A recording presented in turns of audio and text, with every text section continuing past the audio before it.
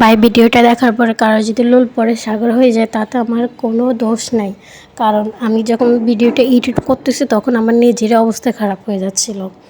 মানে আমি কী বলবো, ইফতারের পর আমার ইচ্ছে করে, ভাই আপনারা হয়তো বিশ্বাস করবেন, ইফতারের পর আমার ইচ্ছে করে আমি দুনিয়াতে যত রকমের খাবার আছে সব খাবার আমি খেয়ে ফেলতে পারবো। আমার এমন মনে হয়। আমার ভাই ইফতারের পর আমার শুধু খাইতে ইচ্ছে করে, শুধু খাইতে ইচ্ছে করে, মানে বলে বোঝাতে পারবো না এমন অবস্থা। তো বাসে যা ছিল তা দিয়ে আমি ফুচকা তো বাসে আনা ছিল, আর আলু চপের জন্য তো আলু ভর্তা তো করতেই হয়।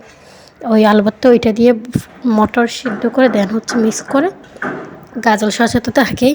তো এগুলো দিয়ে সব কিছু দিয়ে আমি খাচ্ছিলাম খেতে খেতে মানে আমি 30টার উপরে মেবি খাইছি, আমি হিসাব করি না। আমি খেতেইছিলাম মানে অন্যজনের বা ফ্যামিলি মেম্বার যে অন্যজনে খাবে এইটা আমার মাথায় ছিল না তখন।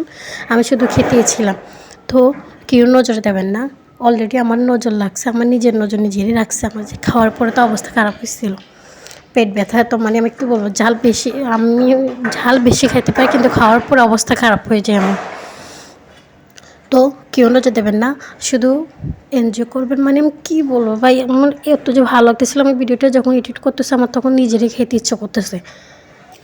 আর আমাদের যখন যেটা মন চায় এটা তো বাসায় করে খাইতে হবে। আমরা তো সিঙ্গেল ভাই, মিঙ্গেলদের না এই অবস্থা হয়। জিয়ে বললো, বাবু আমার এতে খেতে ইচ্ছে করতেছে, নিয়ে আসো বাবু। তখনই সাথে সাথে নিয়ে আসবে, নিয়ে আসি বাসার নিচে আসি দিয়ে যাবে। আমরা ভাই এমন এমন কপাল আমাদের হয় নাই। সো সিঙ্গেলদের কপাল এটাই, যখন মন চায় যেটা বাসা থাকলে খাও, না থাকলে নেই।